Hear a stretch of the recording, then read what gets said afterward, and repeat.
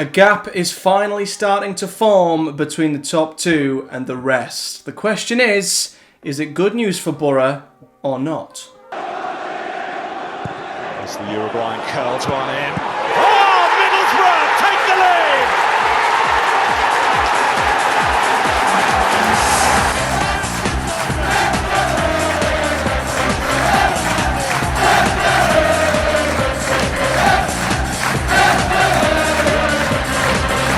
What is up, guys? Matthew here. Welcome back to another episode of our FM24 career mode here with the Boro. It is, of course, Project Boro, and we are here today with another 2 games in, well, not just the Championship, because unfortunately, or fortunately, depends which way you look at it, we did get through into the 4th round of the FA Cup last time out, and the very draw that we were given, which was at home to Luton Town, has been dropped right in between the 2 games we were planning on playing. So we were going to do Forest and Rotherham. We're now going to have to do Forest and Luton, which will give us a few games off screen before coming back for Wycombe and Sunderland, or Sunderland and Millwall, whichever way we want to do it. But this is how things have been going of late, and things have been going pretty damn well. So last time you saw me, we drew at home to Southampton, 1-1 of course. We then went and knocked Watford out of the league, the FA Cup, very, very comfortably with a 4-1 win. And of course, we did promise the board at the start of the season that we would get into the 4th round of the FA Cup, which we've now achieved. We then went and beat Bolton in the league 3-0 in a very, very solid, convincing performance with goals from Isaiah Jones, Palestri and Anthony Martial. And then we backed it up with another win. This time it was 2-0 at home to Stoke City with goals from Darragh Lenihan and Hayden Hackney. It is worth saying that the Stoke game was much closer than the scoreline suggested, but we had the quality to get the goals and we had a very good defensive performance. The reason why we're playing Nottingham Forest today, though, is because they are on fire. They are one of the most informed teams in the league, and despite losing the last game in the East Midlands derby to Derby County, they'd been on a mad unbeaten run since the end of November. So they're a team who are charging towards us at pace, and I would love to halt their momentum and open up quite the gap on them today. So that's why we're going to play against Nottingham Forest. And mentioning the league, this is what them wins have done for us. So a gap has formed at the top of the Championship. So Leicester City, as we'd expect, are still right up there at the top with us on 61 points, but we're right there with them on 60 points with the lowest number of defeats in the league, which is quite nice, only losing to Plymouth, Ipswich, Huddersfield and Sunderland.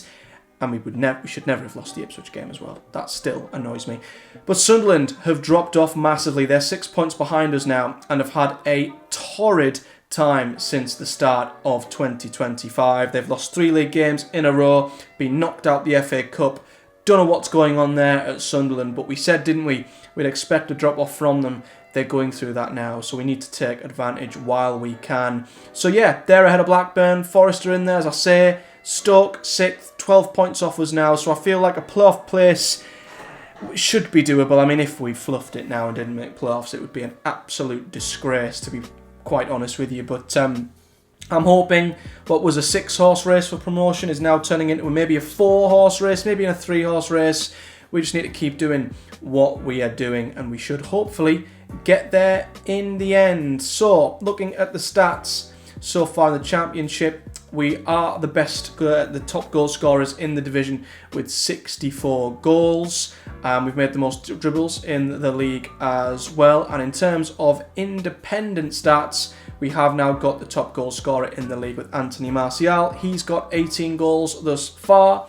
And we've also got the 2 top assisters as well, with Palestri on 14 and Isaiah Jones on 12. Palestri, it is worth noting, is on the brink of breaking a Championship record of 15 assists, which is absolutely awesome. Talking of clean sheets though, we are up there for clean sheets. I believe we're up there for clean sheets. Are we not up there for clean sheets? We're not up there for clean sheets. I thought we were. We're not. But that was me trying to segue to Senny Dieng, because he's injured again. Yeah, we've had a bit of a nightmare with injuries of late. We've been continually told to rest our centre-backs, which I'm refusing to do, but they are desperately needing it. We've had injuries throughout the squad. We've had a virus, we've had flu. we've had all sorts kicking off. A couple of players are coming back now, but the big one is Seny Dieng, who's going to be out for up to 2 months with a... What did he do? Did he break his arm? I can't quite remember what it was, but a dislocated shoulder. It's right there in front of you, Matthew.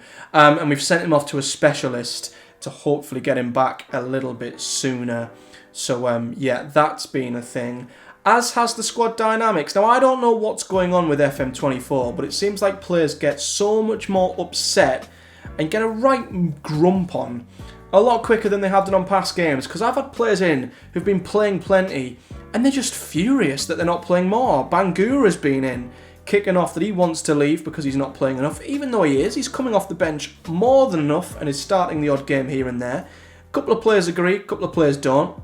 Engel's also been in kicking off that he's not playing enough, which obviously has made even more players unhappy. And then we've also had Riley McGree, who you guys have seen. We brought him in the last few episodes. He's proven that he's been playing well, and he's still not happy that he's not playing enough and wanted to leave as well. And it's just really annoying. You know, really annoying. I feel like they need to maybe adjust that, because it's so easy for the squad dynamics to just fall on their ass because players are just kicking off for no reason whatsoever.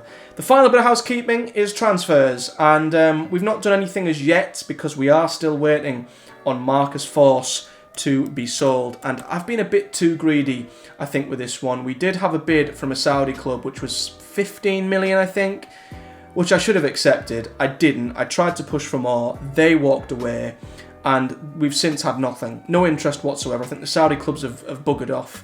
So Schalke still want him as a transfer. Getafe want him on loan. I want to get rid of him because I don't want him to upset anyone anymore.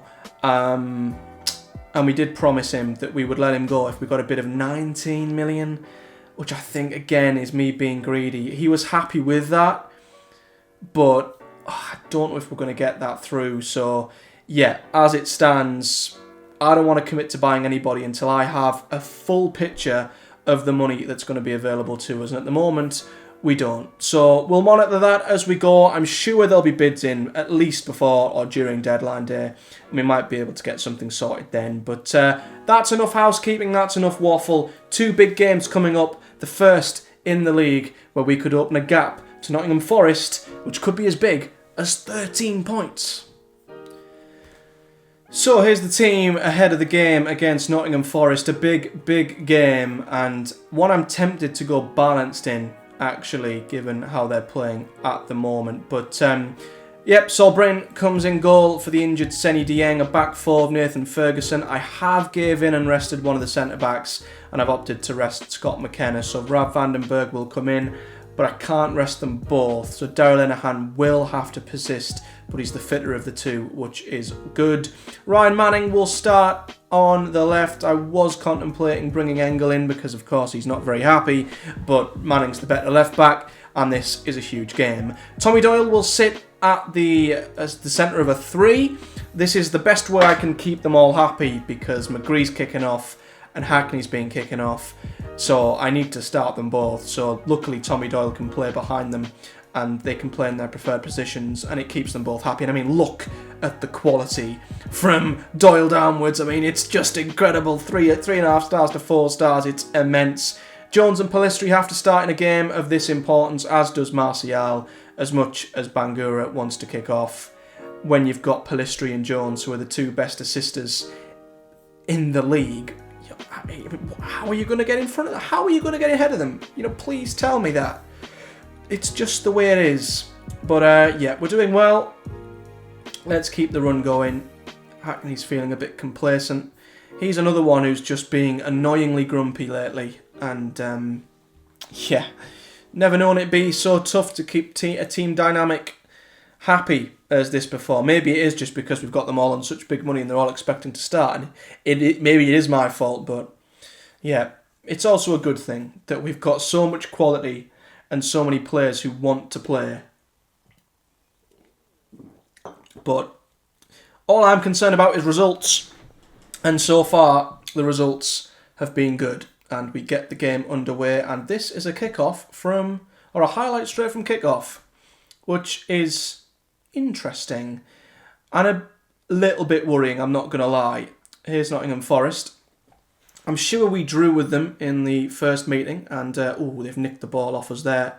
Thought we might have won it, Ferguson. That's a dangerous ball. What's he doing? Playing it in to the middle of his own box. What's he doing?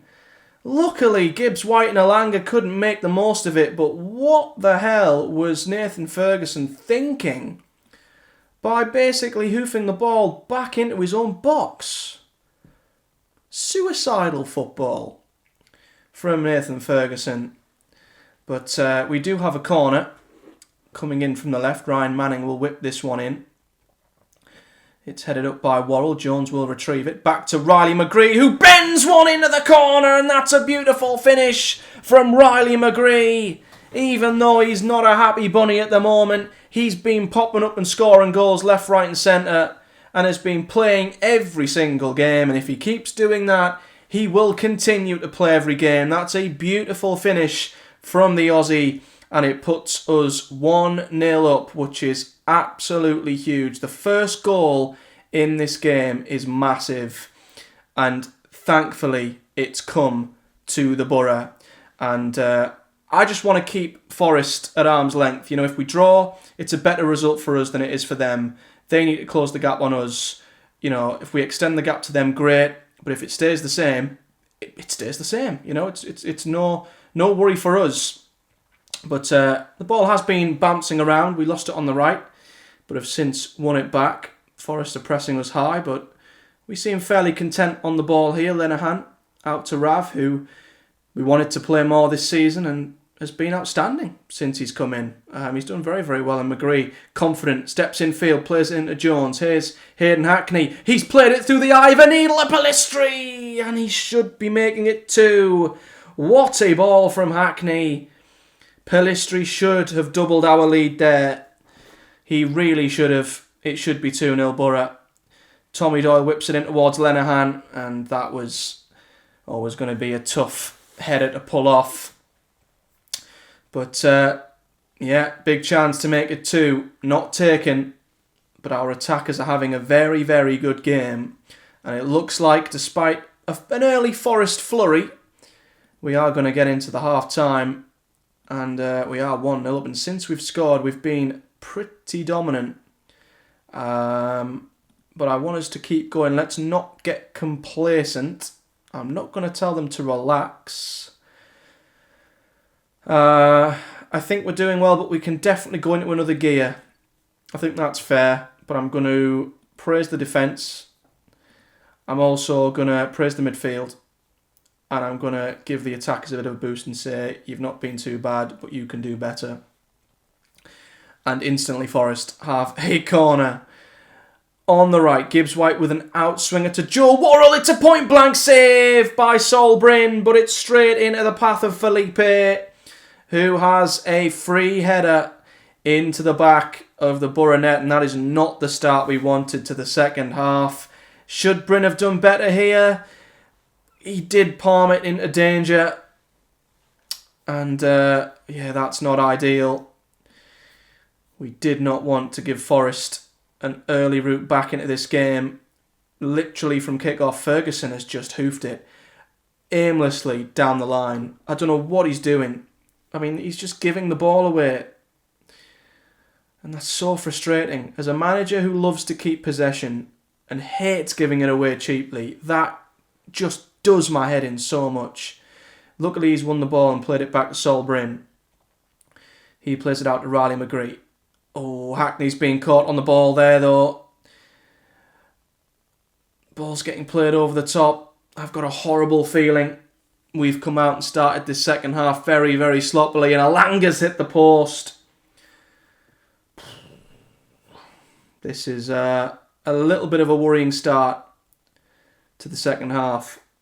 I'm hoping Forest will just have a brief spell, and that'll be that. Manning down the left. Here's Pellistri.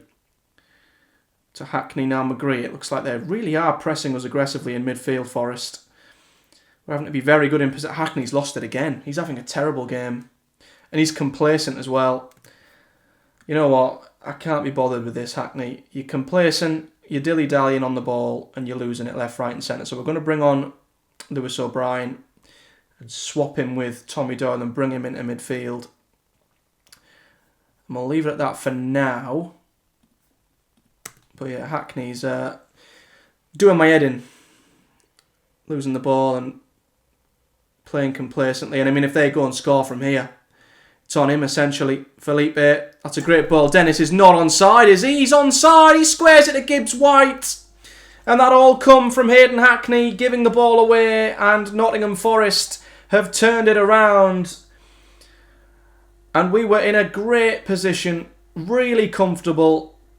And I am absolutely proceeding with my changes. Hayden Hackney is getting dragged off this pitch. And we're going to demand more, and we're going to go attacking, because we've come out the second half and we've been awful. And it looks very much so that we might be on the brink of losing this game, when really it was in our hands and we should be winning it. Palestri's had a bit of an off day as well, so Bangura's going to come on for him. I'm going to bring Barlasser on for Tommy Doyle, because I wouldn't say he's had a great game either. A lot of our big names struggling. Ferguson's not had a great game either. But I've got a feeling we ain't going to get another chance. I think Forest are going to close this one out. We're going to go very attacking. I'm desperate for them to not close the gap. But it looks like they are. And now they've got a corner. This could finish it. Tell flicks it on, and Felipe should score. That's a sitter. That really is a sitter. That he's missed there, and well, that's a terrible defeat. Given the position we were in, that was an atrocious second half performance. Not good enough. I don't like what I saw.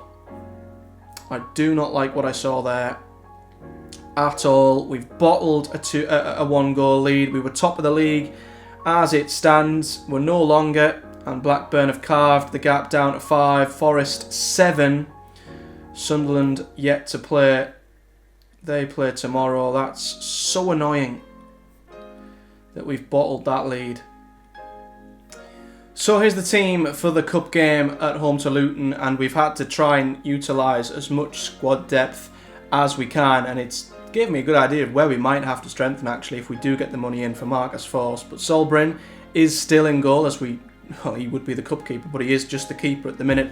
Nathan Ferguson is having to still play on the right despite not being 100% fit, because Anderson Arroyo is having to step into centre back, as I simply have to rest both McKenna and Darragh Lenihan. They both desperately need it. And yeah, I think maybe, to be fair, we can bring McKenna in. I'll bring him in, although I do feel like he could do with another game's rest. So actually, I'll bring him in, and I'll put Arroyo in at full-back instead. So we'll do that. We'll go Arroyo, McKenna, Vandenberg once again for Lenihan, and Lucas Engel will come in for Ryan Manning, which will hopefully keep Engel happy. O'Brien's in at the base of a midfield three with Barlasser on the right. Hackney starts again. Obviously, he was brought off, so he's a little bit fresh. We've got Lath on the right, Bangura on the left. Martial's up top again as he just recovers. Regardless, he's so good with his stamina, and that means that the likes of Manning, Lenihan, Ferguson drop to the bench. McGree, Doyle, Palestri, Jones. Forss is still on the bench, and I'm refusing to bring him on because I'm just, in my head, he's going to be off any day now, but there's just no offers for him, and I don't want to, force him out the door and try and offer him out, because we won't get the money that we want for him, for starters. And it'll probably upset the dynamics even more, because they're a grumpy bunch. And it really doesn't take much for the squad dynamics, as you say, to really fall on the backside. But Luton recently took over by Matt Bloomfield, another manager from the lower ends of the EFL, who has got a job in the Championship, which is interesting. I think Heckingbottom's also been sacked from Sheffield United. I don't recall who's took over there, but it's another really inexperienced manager at Championship level.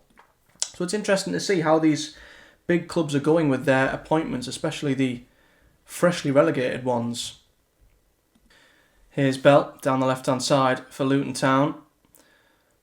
Oh, that's a great ball in behind. Well, it's Sims, and that's a great save by Solbrin. Such a Luton signing, that, Ellis Sims, but he's forced Bryn into a good save there. And as much as I wouldn't be heartbroken for us to... Oh, Bryn's coming out for this, so he's done well. As much as I'm not going to be heartbroken if we do crash out the cup, it is just, it just keeps the happy feeling, the momentum going. I wouldn't want to lose 2 games in a row. I don't think that's happened at all this season. So I would like us to continue on. We had a great run in this competition last season, of course. But this is much better from us in midfield. Barlaser, who's done really well since he's come in. Another one who... he did want to be long-listed, but we've convinced him to stay. And we did promise him if we don't get promoted, he can leave, which isn't a problem. But it's kept him happy at least.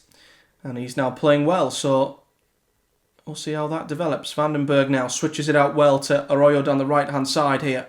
Lovely build-up play to Latilath, who plays it into Martial, and well... That's Anthony Martial for you. He can score a hat-trick one week, and he can miss an absolute sitter the next. He has more great games than he does bad games, but he should be scoring there. I'm going to tell Bangura to focus, because he's complacent and he's not very happy that we've told him to focus. But I don't want complacent players on the pitch, I'm afraid. We had that last time, and Hackney gave the ball away and we lost. But it's going to be the end of the half, and it's been a very, very quiet one. Nothing to report at all between either side. I'm not too bothered, but I would like us to step it up a little bit. Keep going, we can work hard as a team. I just don't want to have to bring on our very, very top players, but we might have to. A lot of these lads are the ones who have come into the office and asked to play. This is a chance for them to show why they should play, and if they don't show why they should play, I mean, what do they expect us to do? But here we are on the right. Great ball into Hackney, and he hits a super volley. What a goal that would have been. It was a wonderful little chip over the top by Arroyo, I think. And Hackney caught it beautifully, but it hits the bar. They're going for overlaps now, which is fine because I think we're stopping crosses anyway, so we're set up to combat their overlaps already, I would like to think. But again, I mean, I don't know if we have a replay at this point or if it would go to penalties. I mean, we might not need them here as Dan Barlaser has a free kick in a very nice position.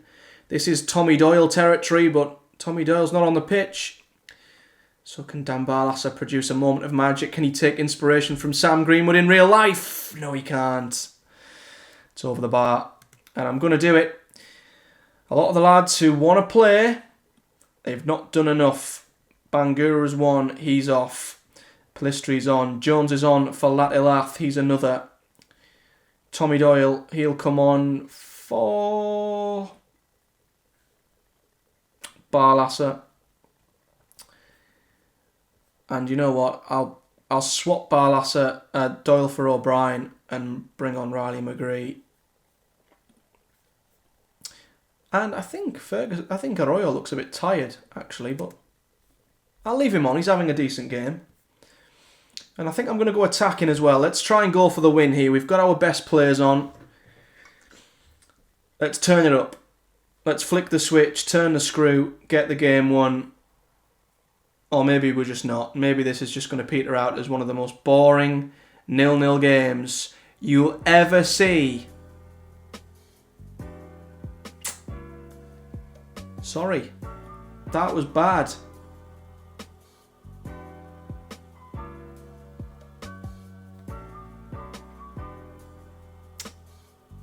Should I sympathise and say it was one of the days? I don't think we created enough. We weren't good enough. It's as simple as that. And I think that's going to give us a very unnecessary replay in the FA Cup. That was one of the worst games I think I've ever seen. And it's not been a great episode, has it? Let's be honest. Losing at Forest, drawing to Luton. We've got a replay in 2 games' time, which we don't really need. But that's what's going to happen. We will be in the hat for the next round at least. So we'll see who we might play if we beat Luton. But going to Kenilworth Road is not ideal at all. And Arroyo did have a knock, but it's only a slight knock, so that's not too bad. So I'll fast forward to the FA Cup draw. We'll see who we'll get if we beat Luton. But I think other than that, we probably will go off screen and play that game. And I think what I'll do is I'll play Rotherham, Luton, Bristol City off screen. We'll probably come back for Wycombe and Sunderland, I think, as there's now an extra game in between. But yeah, between now and then, before we go, let's see who we've got or who we might get in the next round if we do beat Luton in the replay. Well, this isn't ideal. The Engel issue has become public. I don't know how that's happened, because I'm sure it was internal. But it's become public, and we now have to discuss this with the squad. And this has the potential to really upset a few people. These are the players who are unhappy. So McGree says Lucas was asking for more playing time because he deserves it. The way you treated him was unfair. I'm giving him plenty of opportunities. If I had agreed to his playing time demands, it would have been dropping one of his teammates, all of whom are more deserving than him at the minute. He needs to earn his opportunities. I mean, that's the right answer, but I don't want to upset morale.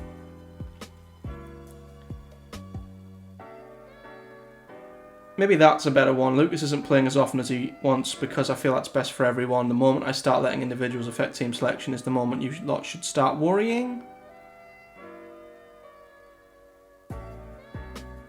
Or do I tell them to drop it and concentrate on football? I feel like that would upset them.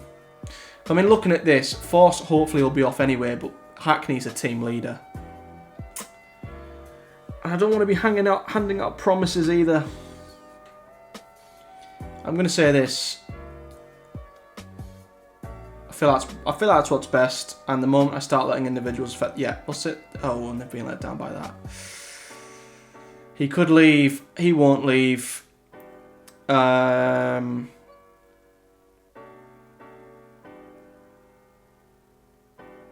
back down, but that's not gone well.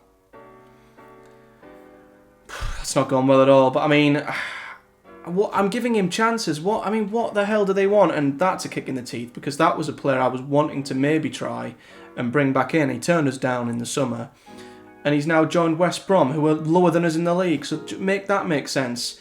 But Angerin has opted to go to West Brom, which is annoying. And you know, I'm going to openly come out in the press and say I will give him the chances he wants, if he earns them. Honest to God. Right. We will now move on to the FA Cup 5th round draw, bearing in mind that nothing else dramatic happens behind the scenes. Now we have Premier League Norwich, who of course went up last season. And they've got Leeds, the team who joined them. The two automatically promoted teams from last season face one another. Oh, Arsenal, is it going to be a repeat of last season? Is history about to repeat itself? It is! Can you believe it? If we beat Luton, we are going right back to the Emirates like we did last season. I mean, it's a chance to get revenge, I guess. And I feel like we're in a better position with a better squad. So there's an incentive to definitely get revenge on the team who beat us last season. I think albeit we're playing them one round earlier. But Chelsea face Villa in the final game. And if we are to get through and get past Luton Town, it will be Arsenal again in the Cup, which is absolutely awesome. So we're going to be heading off for a while now. I will be also doing Deadline Day off screen. I feel like we've done a lot of Deadline Days recently. But one thing I have done is I've lowered the asking price for Marcus Force. So I've lowered it to 16 million. I might even lower it again to 15. That was what was offered before, to be fair. So the Saudi club are probably going to be fuming with that. But it's just to try and get him gone. I think when the offer come in, the board said I'd get around 6.5 million of it. So if that is to happen again, we will have around £13 million to play with, and probably a little bit of transfer budget and wage budget. So by the time we are back for the next episode, we'll have Wycombe and Sunderland, or Sunderland and Millwall, we'll see. And I'll have an update for you guys on what happened with Marcus Force, what might happen with God knows who else, because there'll probably be another one who wants to leave, and who we might bring in with the money that we have at our disposal. But that's it for today's episode, guys. Not the best, but we will hopefully continue to make more progress in the league next time out. If you've enjoyed this video, do hit the like button and subscribe for much more. We do, of course, daily content here on the channel. This drops at 8 PM every day. And the Road to Glory series with Darlington drops at 4 PM every day. So yeah, check out that if it takes your fancy as well. But until next time, guys, do take care. And I'll see you all in the next one.